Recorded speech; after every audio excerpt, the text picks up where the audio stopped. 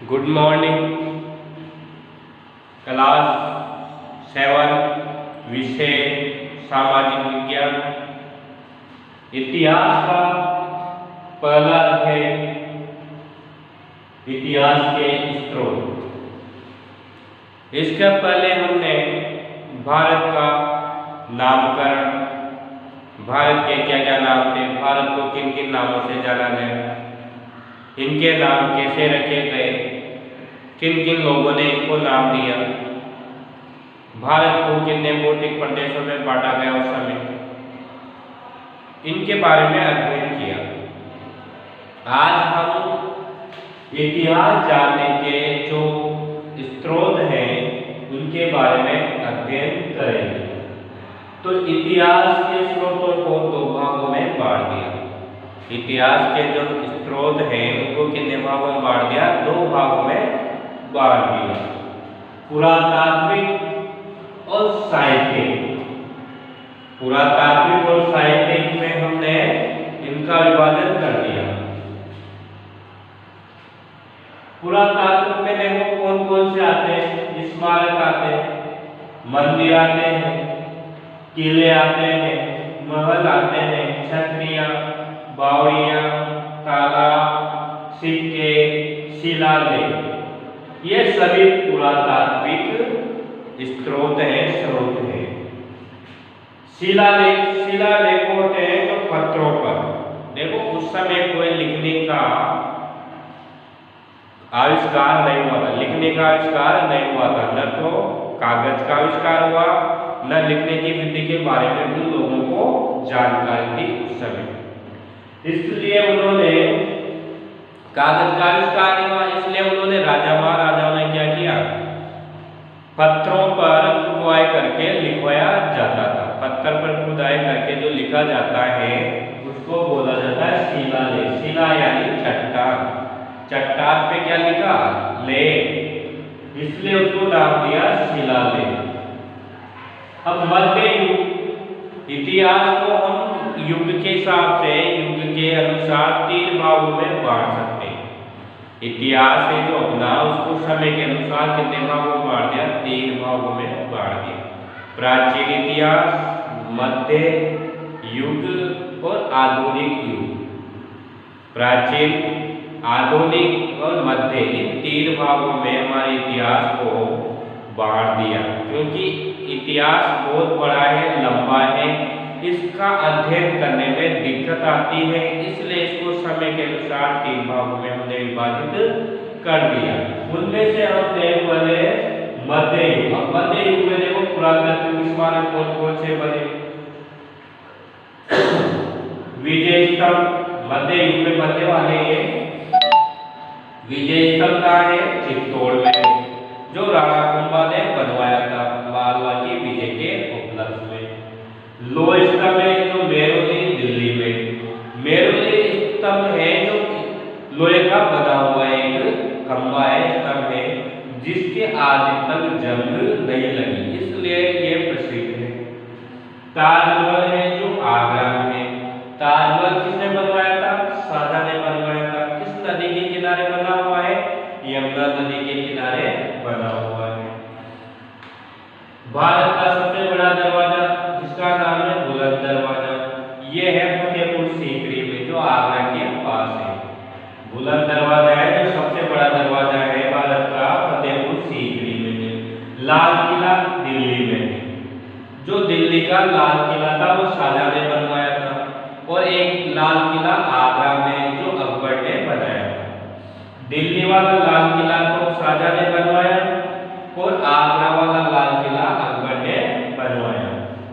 मंदिर है, मंदिर में कौन कौन से मंदिर बनवाए राजा महाराजाओं ने? कंदरिया महादेव मंदिर, कंदरिया महादेव मंदिर है जो खजुराहो मध्य प्रदेश में है। वृद्धीश्वर मंदिर जो तंजौर में है। कैलाशनाथ मंदिर है जो एलोरा महाराष्ट्र में, एलोरा की गुफाओं के बारे में आप जानते हो। लिंगराज मंदिर भुवनेश्वर उड़ीसा में है। तट मंदिर महाबलीपुरम तमिलनाडु में। तो ये मध्य युग में पुरातात्विक साहित्य है जिसमें हमने मंदिर के लिए पढ़ेंगे। अब आता है दूसरा साहित्य, जिसमें साहित्य लिखा गया। साहित्य क्या है? लिखा गया। विद्वान लोगों ने साहित्य लिखा, इसलिए इसको साहित्य। प्रारंभ में साहित्य ताड़पत्र और भोजपत्र पर लिखा जाता था, कोई कागज का आविष्कार नहीं हुआ था, इसलिए ताड़पत्र और भोजपत्र पर लिखा जाता था।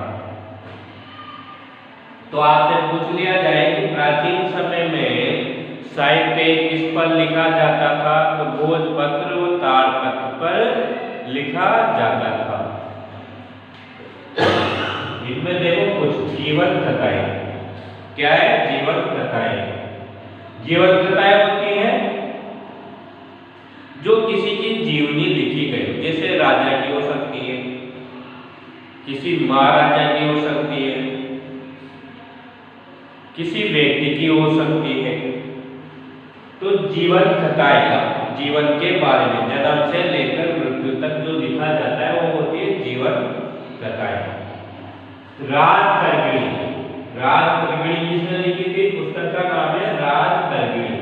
ये कलहण ने लिखी थी, साहित्यकार का कलहण, और पुस्तक का नाम है राजतरंगिणी। ये 12वीं शताब्दी की पुस्तक है। 12वीं शताब्दी की क्या है? पुस्तक है। 12वीं शताब्दी में लिखी गई थी, जिसमें कश्मीर का इतिहास लिखा हुआ है, कश्मीर के राजाओं के बारे में लिखा हुआ है। तो राजतरंगिणी में 12वीं शताब्दी में कश्मीर के राजाओं का वर्णन मिलता है, जो कलहण ने लिखी थी।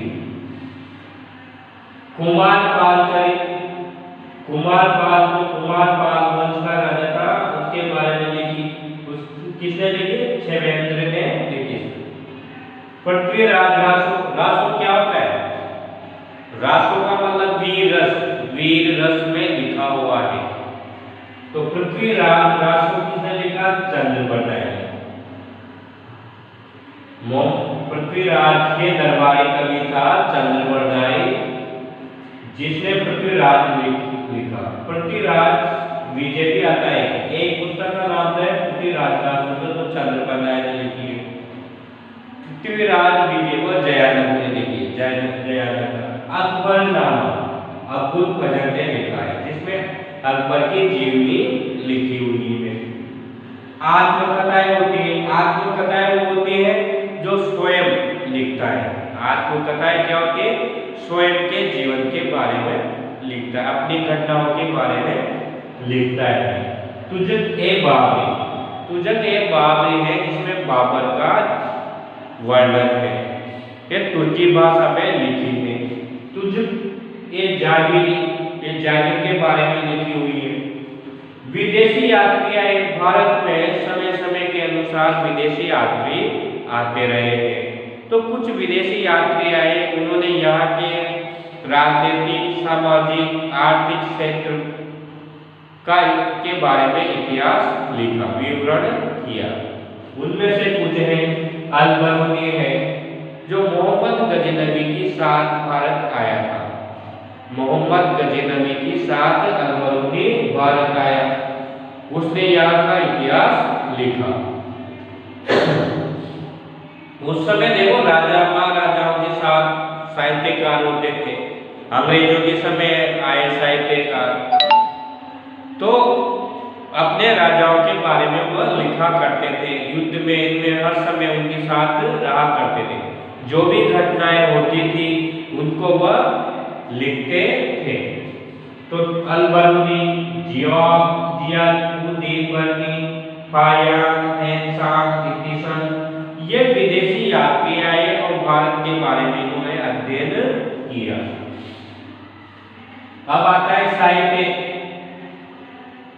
हर्षचरित्र, हर्षचरित्र यानी हर्षवर्धन राजा था, हर्षवर्धन जो राजा था उसके बारे में लिखा हर्षचरित्र। किसने लिखा? बाणभट्ट। बाणभट्ट उसका साहित्य दरबारी कवि था। 10 कुमार चरित्र जो डांडी ने लिखा, विक्रमादेव चरित बिलड़ ने लिखा। विक्रमादेव चरित किसने लिखा? बिलड़। राजा चंद्रगुप्त विक्रमादित्य का दरबारी का बिलड़, उसने विक्रमादेव चरित्र लिखा। तो ये तो हो गए साहित्य पुरातत्विक, यानी इतिहास के स्रोतों को कितने भागों में बांट दिया था? 2 भागों में बांट दिया था, पुरातात्विक और साहित्यिक। पुरातात्विक यानी पुराना, साहित्य यानी जो लिखा गया। साहित्य किसे बोलेंगे? जो लिखा गया। अब कुछ है मध्य युग के दौरान प्रमुख विकास, यानी मध्य युग में विदेशी आक्रमणकारी भारत में आए, तो भारत का जो व्यक्तियों का संपर्क हुआ उन लोगों के साथ, तो उनमें भी कुछ परिवर्तन हुआ। परिवर्तन क्या है? परिवर्तन तो हमेशा होता है, रोज होता है, प्रकृति का नियम है परिवर्तन होना। तो देखो इस युग में हमारे भोजन तथा वेशभूषा में अनेक परिवर्तन आए।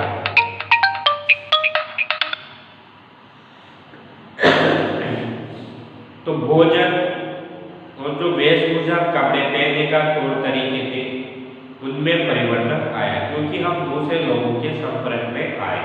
उन्होंने कुछ गुण हमारे सीखे, हमने कुछ उनके गुण सीखे। धातु मुद्रा के प्रचलन। धातुएं होती जैसे लोहा, तांबा, सोना के प्रचलन से देश का आर्थिक विकास हुआ। हमने देखा है कि इतिहास जैसे पहले पत्थरों का प्रयोग करते थे, बर्तन, हथियार, औजार सब किससे बनाते थे? पत्थर से बनाते। तो उस समय को हमने नाम दिया पाषाण युग। क्या नाम दिया? पाषाण युग नाम दिया। पाषाण युग के बाद तांबे का आविष्कार हुआ, तांबा धातु। अब सब औजार, बर्तन सब किससे बनाए जाने लगे? तांबा से बनाए जाने लगे। उस युग को ताम्र युग कहा गया। फिर जैसे लोहा के औजार मिले, हर वस्तुएं लोहे की बनाए जाने लगी, तो उसको लोहा युग कहा गया। कांसे के बनाए गए तो कांसे युग कहा गया। तो जिस धातु का प्रयोग अधिक हुआ उस समय उसी के नाम पर उसी युग का नाम पड़ गया। कृषि तथा व्यापार वाणिज्य में विस्तार हुआ। कृषि के क्षेत्र में, व्यापार के क्षेत्र में विकास हुआ। भारत की अधिकांश प्रादेशिक भाषाएं इसी काल में विकसित हुई, जैसे अरबी, फारसी, जितनी भी भाषाएं, अधिकांश जो भाषाएं थी वो मध्य युग में ही विकसित हुई। नई नई भाषाएं हमारे सामने आए, क्योंकि नए नए लोग आए उस समय भारत में। विश्व युग से संबंधित पर्याप्त ऐतिहासिक साक्ष्य हैं। अनेक देशों ने भारत की आर्थिक संपन्नता से आकर्षित होकर उनके साथ प्रत्यक्ष व्यापार संबंध बनाए। अब प्राचीन समय में देखो, भारत के जो मसाले थे, कपड़े थे, मलमल, छेड़ का, तो ये प्रसिद्ध थे। इनके नाम सुनकर विदेशी लोग भारत की ओर आए और भारत के साथ उन्होंने व्यापारिक संबंध बनाए। तो व्यापार तो प्राचीन समय से ही भारत का दूसरे देशों के साथ होता आ रहा है और आज भी हो रहा है।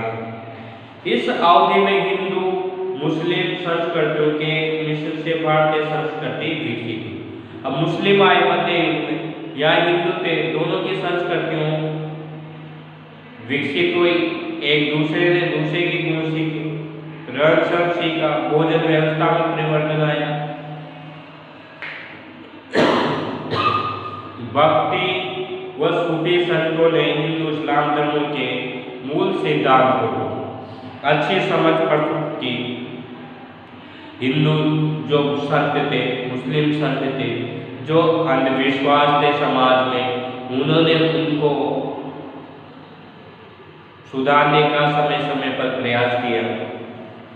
समाज में स्त्रियों के स्थान तथा गिरावट दर्ज हुई। जो समाज में स्त्रियों की स्थिति थी उसमें क्या हुआ? गिरावट आई, क्योंकि वैदिक युग में स्त्रियों का समाज में सम्मान था। सिंधु सभ्यता में भी नारियों की अधिक मूर्तियां मिली, तो उस समय अनुमान लगाया जाता है कि उस समय नारी का महत्व था। उत्तर वैदिक में भी नारी का महत्व था। जैसे मध्य युग आया तो धीरे धीरे नारी का महत्व घटता गया।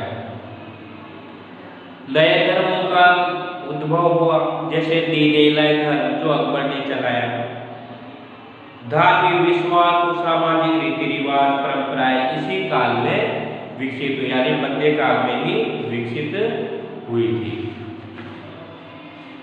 तो ये थे आपके ऐतिहासिक स्रोत। और मध्य युग में जो परंपराओं में, रीति रिवाजों में, साहित्य में इनमें परिवर्तन आया।